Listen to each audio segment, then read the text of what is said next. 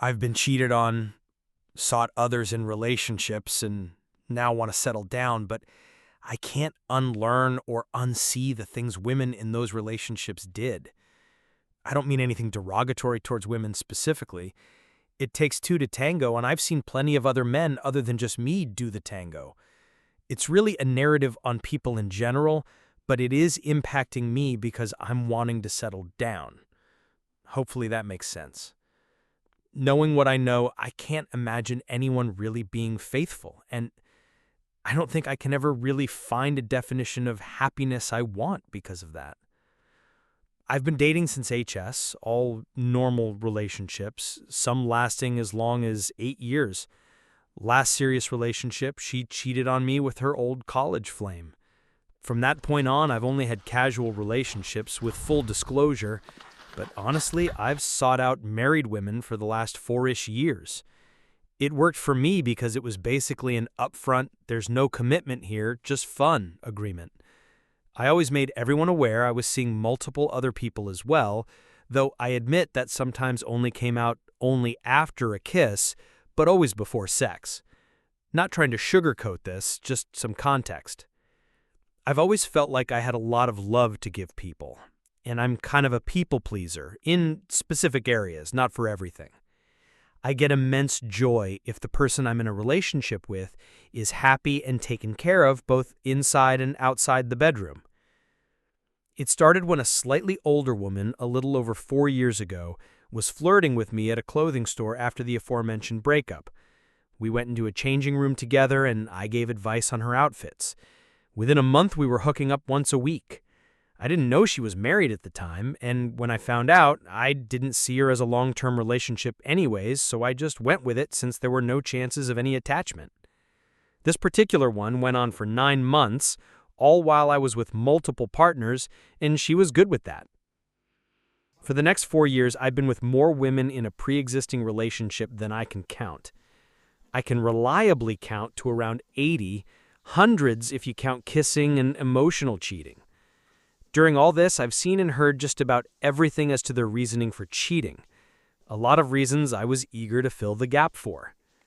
It's sobering to truly contrast what a relationship looks like while in the honeymoon dating phase to one that's 10 plus years in and a couple of kids. The neglect, all forms, the faulty logic, the assumptions, the communication they think is taking place but really isn't. Which leads to my issue. I'm getting old. The hopeless romantic in me wants to believe the idea of marriage that a lot of us have in common really exists out there.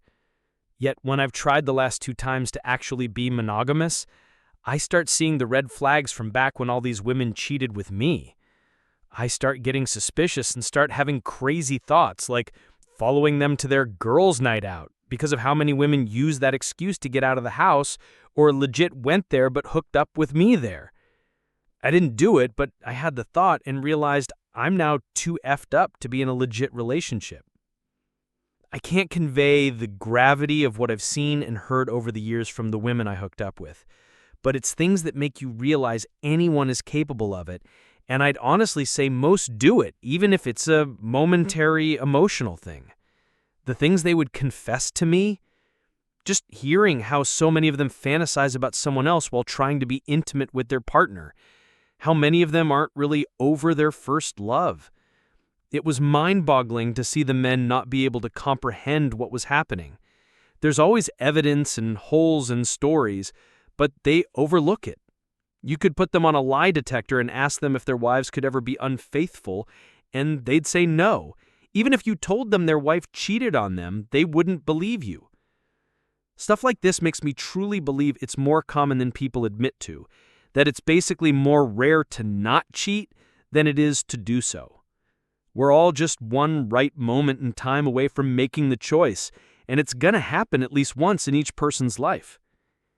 Women from all walks of life and social status, several extremely prominent, at least locally speaking, devout religious women, the innocent teacher, the dental hygienist, the wife that goes to the gym or CrossFit, the 55-year-old lady in billing that has grandkids, the 30-year-old jogger with 2 kids that runs around the neighborhood. The married mom who was 26 years old that was just out with her friends for a birthday celebration, whose friends all covered for her when she stayed at my house. The boring women that rarely go out but I come over instead. The 48-year-old who 1 week earlier renewed her vows.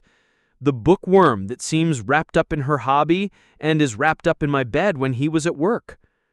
The women that wouldn't make eye contact. The ones that act like all other men should be ignored, those were the ones that I felt like were a challenge. And if the circumstances were right, place, and enough time to connect with them, they'd all crack to some degree. Never mind the women that I didn't have sex with, but we groped each other while working out, made out at the bar, exchanged pictures, or just shared details so intimate that even their best girlfriends might not know.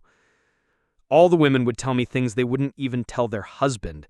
Not just fantasies, but they'd actually tell me what was wrong with their relationships.